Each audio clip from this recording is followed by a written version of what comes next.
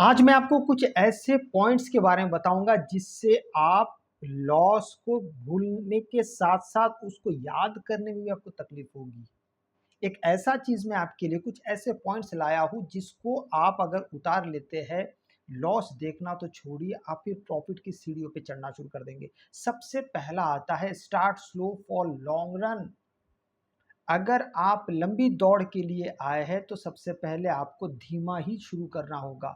शुरुआत अगर आपकी धीमी होगी, आपने मैराथन नाम सुना होगा, जो एक रेस ही होता है। एक होता है 100 metre race, 200 metre race, 50 metre race, उसमें इंसान को तेज दौड़ना पड़ता है। लेकिन एक होता है मैराथन, मैराथन कई किलोमीटर का होता है। अब कई किलोमीटर अगर आपको दौड़ना है तो शुरुआती दौर में अगर आप बहुत तेज गति से दौड़ना शुरू कर देंगे, हो सकता है आपको यहाँ से शुरू करना है और जाते जाते कुछ इस प्रकार से घूम घूम के यहाँ पे आपका फिनिश लाइन होगा।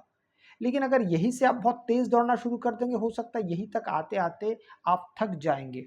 लेकिन जो लोग यहाँ पे स्लो शुरू किए वो धीरे धीरे धीरे धीरे अपने गंतव्य स्थान पर यहाँ पर पहुंच जाएंगे। लेकिन स्लो शुरू करना और फास्ट दौड़ना, इसका अर्थ सबसे क्या है? इसका अर्थ पहले आप समझ लीजिए। इसका अर्थ है, पहले अपने साइकोलॉजी को इस प्रकार से तैयार करिए कि मुझे बहुत जल्दी अमीर नहीं होना है। जो लोग सोच रहे हैं कि मुझे ऑप्शन ट्रेडिंग में आके या मार्केट में आके बहुत जल्दी अमीर हो जाना है, उन्हीं को कहते हैं बहुत फास्ट दौड़ने वाले। तो यहाँ पे जब तक आप अपनी मानसिकता को छोटा नहीं करेंगे प्रॉफिट के नज़रिए से, कि भाई मेरे पास कैपिटल इतना है और मुझे उस हिसाब से मुझे पैसे चाहिए। अगर आपके पास 2000 ही है तो आप फिर 200 के बारे में सोचिए, 100 रुपये के बारे में सोचिए। लेकिन अगर आपके पास 2000 है और आप रिटर्न में 2000 चाहते हैं, बस गड़बड़ की बात यहीं से शुरू हो जाती है। इसी को कहते हैं लॉन्ग रन। शुरुआत छोटी रखिए, स्टॉप लॉस छोटा रखिए और फिर मार्केट में धीरे धीरे धीरे आप बनने की कोशिश करिए। इसे कहते हैं start slow for long run. दूसरा आता है यूज योर 1/4 ऑफ कैपिटल। यहाँ पे 1/4 कितना होना चाहिए? आपका कुल कैपिटल का 1/4 आप सिर्फ इस्तेमाल करिए। लेकिन चूंकि निफ्टी ऑलरेडी 75 क्वांटिटी का है, तो यहाँ पे अगर आप इन द मनी में काम करने जाते हैं तो करीबन 8 से 10 हज़ार रुपये आपको चाहिए होता है। और जिस तरीके से मैं कह रहा हूँ कि 1/4 तो कुल मिला के आपके पास 40,000 होना चाहिए। अगर आपके पास 40,000 है तो ही फिर आप यहाँ पे ट्रेड करने आइए, अदरवाइज वेट करिए। सीधी सीधी बात है। या फिर आप प्रैक्टिस करिए, क्योंकि अगर आप आउट ऑफ द मनी में जाते, देखिए ऐसा नहीं कि आप इन द मनी में आते हैं तो वो सक्सेस की गारंटी है। बहुत सारे लोगों को क्या लगता है पता है, इन द मनी में ट्रेड करना मतलब सक्सेस की गारंटी। ऐसा नहीं है। आपका एक सही ट्रेड संभवतः आपको प्रॉफिट दिला देता है, उसी प्रकार से एक गलत ट्रेड आपसे पैसे ले भी लेता है, वो बहुत सारा। ज़्यादातर लोग यही देख के आते हैं कि भाई मुझे तो इन द मनी में ट्रेड करना है, वो आते हैं पर फ्रीक्वेंट ट्रेड हो जाता है, बार बार ट्रेड करने लगते हैं, ओवर ट्रेडिंग हो जाता है, गलत ट्रेडिंग हो जाता है, लॉस पे होल्ड करके बैठते हैं और अपना पूरा कैपिटल धीरे धीरे धीरे धीरे समाप्त करने लगते हैं। तो इसलिए आप इन द मनी को सर पे मत बिठाइए। आप सिर्फ इतना ध्यान दीजिए कि आप ट्रेडिंग किस लेवल में सीख रहे हैं। इसलिए सीखने पे जितना आप ज़्यादा ध्यान देंगे, ना कि आपके पास कैपिटल कैपिटल कितना, ये बहुत मायने रखता है। आपकी अगर कमाई, हम मान के चलता हूँ महीने का अगर 20,000 है और शुरुआत के 5 दिन के अंदर अगर आप 15,000 खर्चा कर देते, अब सोचिए बाकी के 5,000 से आप पूरे आखिरी का जो 15 दिन है आप कैसे निकालेंगे? तो इसलिए आपके पास जो कैपिटल है, उस कैपिटल का 1/4 इस्तेमाल करने का अर्थ यही है। दूसरे लिहाज से देखा जाएगा तो आप सबसे पहले अच्छा खासा प्रैक्टिस करके यहाँ पे आइए। तीसरा आता है expect less percentage of profit from market. जो मैंने आपको थोड़ी देर पहले कहा है कि अगर आप 10,000 रुपये का ट्रेड कर रहे हैं, यहाँ पे आपका जो मोटो होना चाहिए कि भाई मेरे प्रॉफिट कितना होना चाहिए, वो 1,000 से लेके 1500 के बीच में अगर मुझे मिल जाता है, मैं खुश हूँ। मुझे इससे ज़्यादा अधिक नहीं चाहिए। इस प्रकार के सोच को जब आप रखते हैं तो आप देखेंगे कि मार्केट में बहुत जल्दी जल्दी फिर आप चीज़ों को समझने लगते हैं, क्योंकि मार्केट भी आपसे वैसा ही व्यवहार करने लगता है। लेकिन जिस जगह पे, जिस जिस क्षण पे आप मार्केट को बहुत लाइटली लेने लगते हैं, आपको लगता है कि नहीं यहाँ पे तो बड़ा पैसा बन सकता है, ईएमए हमको दिखा रहा है कि बहुत बड़ा चल सकता है, यहाँ पे मार्केट ने ये फलाना ट्रेंड लाइन को तोड़ दिया है, मार्केट ये कंसोलिडेशन एरिया के बाहर आ गया है, अब तो मैं ज़्यादा वेट करूँगा। ये सारी बातों को बहुत ज़्यादा तवज्जो आप तब दीजिएगा जब आपको चीज़ें समझ में आने लगती है और चार्ट पे आप परफेक्ट होने लगते हैं, मन में नहीं। चार्ट पे परफेक्ट होने लगते हैं, तब जाके आप परसेंटेज बढ़ा सकते हैं। और सच मानिए, अगर आपका परसेंटेज छोटा भी है और उसको आप कंटिन्यू करते हैं तो वो एक दिन बहुत बड़ा सामने आता है।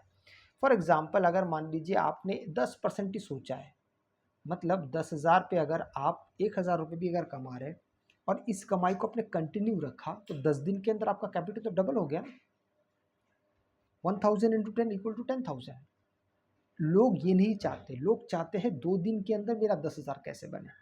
10 दिन मेरे पास उतना वक्त नहीं है, तो आपको थोड़ा वक्त देना पड़ेगा, चीज़ों को थोड़ा समझना पड़ेगा। अगला आता है आपका do not compare your profit और लॉसेस ऑन वीकली बेसिस। ये हफ्ता बहुत खराब चला गया, ये हफ्ता मेरा लॉस बहुत हुआ। सच बताऊं, लोग सिर्फ हफ्ते के बेस पे काम करना चाहते हैं। ये हफ्ता अगर अच्छा जाता तो फिर पिछले हफ्ते से बढ़िया रह जाता। हफ्ते के हिसाब से मत देखिए इसको, आप पूरी तरीके से एक मंथ के हिसाब से देखिए, एक महीने के हिसाब से देखिए। भाई आज 1 तारीख है, अगले 1 तारीख तक मैं कितना कैपिटल यूज़ करता हूँ, उसमें से कितना रहता है, कितना जाता है, कितना प्रॉफिट आता है, कितना नुकसान होता है, इस हिसाब से उसको देखिए, ना कि हफ्ते के हिसाब से। दूसरी बात, 1 महीने में कितना कैपिटल इस्तेमाल करना है इस बारे में आप सुनिश्चित चाहिए। ऐसा नहीं कि कैपिटल खत्म हो गया और कहीं से इंतजाम करके ट्रेडिंग करना शुरू कर दी, ये मत करिएगा। अगर सोचा है कि पूरे 1 महीने में मेरे पास 10,000 है और 10,000 से ही मैं ट्रेड करूंगा, इससे अधिक अगर खत्म हो जाता है मैं अगले महीने आऊंगा, पर बीच में मैं बिल्कुल एंट्री नहीं करूंगा। इस प्रकार का संकल्प जब आप लेते हैं तो आप क्योंकि मान लेते हैं कि आपने 10,000 रुपये लेके आए और शुरुआत के 10 दिन के अंदर ही आपके सारे कैपिटल खत्म हो गए, हाइपोथेटिकल मान लेते हैं, अब बचा आपके पास 20 दिन। अब यहाँ पर अगर वो 20 दिन आप सिर्फ पेपर ट्रेड पे ध्यान देंगे, सच मानिए अगले महीने जब आप दोबारा 10,000 1 तारीख को लेके आएंगे, आप बहुत फ्रेश माइंड से काम करना शुरू करेंगे।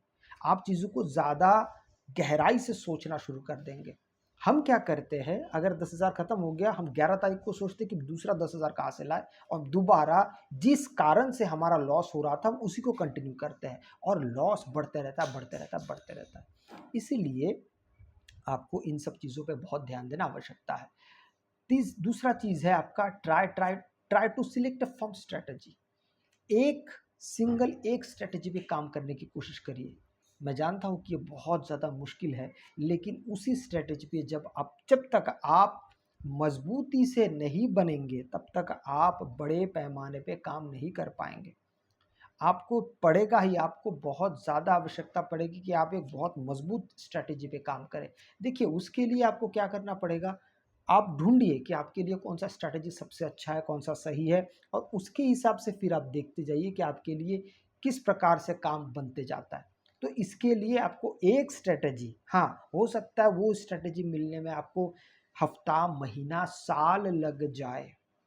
कुछ कुछ लोगों को हफ्ते में मिल जाता है, कुछ कुछ लोगों को महीने में। अब वो कौन सा कहाँ मिलता है, ये एक्सपीरियंस से मिलता है, ये समय के साथ मिलता है, किसी के बता देने से नहीं मिलेगा। बता भी दिया समझ नहीं पाएंगे, समझ भी गए तो उसके साइकोलॉजी के साथ आप अपना साइकोलॉजी मैच नहीं कर पाएंगे। जहाँ पे वो एग्जिट कर सकता है आप होल्ड करके बैठेंगे, स्ट्रेटेजी वही होगा, वो निकल जाएगा, आप होल्ड करके बैठेंगे, आपका लॉस हो जाएगा। स्ट्रेटेजी सेम है पर यहाँ पे फायदा और नुकसान दोनों का अलग अलग है।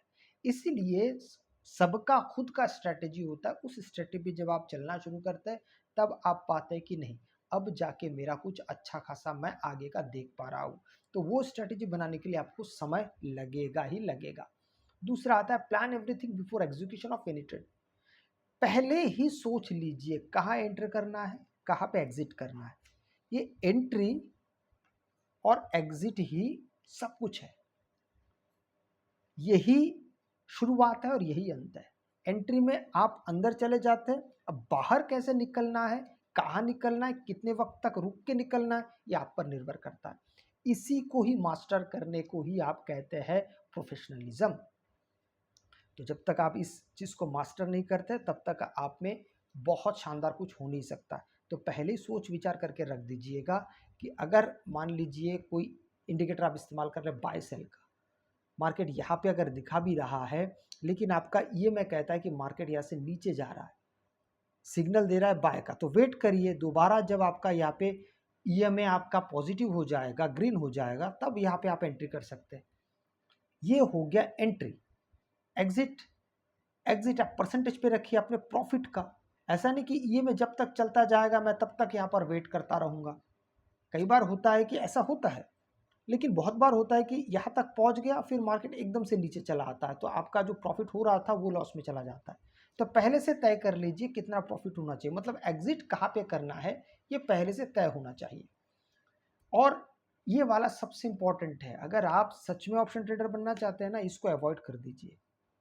एक्सपायरी एक ऐसी चीज़ है जो सारे जन्मों जन्मांतर के प्रॉफिट को खा जाता है।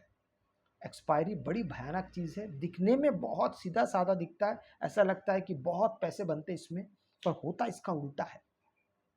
क्योंकि इस दिन यहाँ पे सस्ते एक्सपायरी में आपको प्रीमियम मिलते हैं, आपको लगता है कि अगर चला भी जाएगा तो यही मानसिकता आपको और ज़्यादा डुबा देता है। कौन सा? अगर 10 रुपये का प्रीमियम है, 1000 रुपये जा रहा है, 900-800 रुपये जा रहा है, अगर जाता भी तो क्या फ़र्क पड़ता है। इसी प्रकार से फिर आप एक ट्रेड से दो ट्रेड, दो ट्रेड से 5-10 ट्रेड, और लोग एक्सपायरी में सबसे ज़्यादा ट्रेड करते हैं तुक्के के भरोसे पे कि भाई एक तुक्का लग जाएगा, मार्केट एकदम यहाँ से यहाँ तक पहुँच जाएगा, मैं यहाँ पे माला माल हो जाऊँगा। इसीलिए आपको ऐसे ट्रेड से आपको बचना है। अगर आपको वीडियो अच्छा लगे तो लाइक शेयर सब्सक्राइब जरूर कीजिएगा। आपसे मैं अगले वीडियो मिलता हूँ, तब तक के लिए जय हिंद।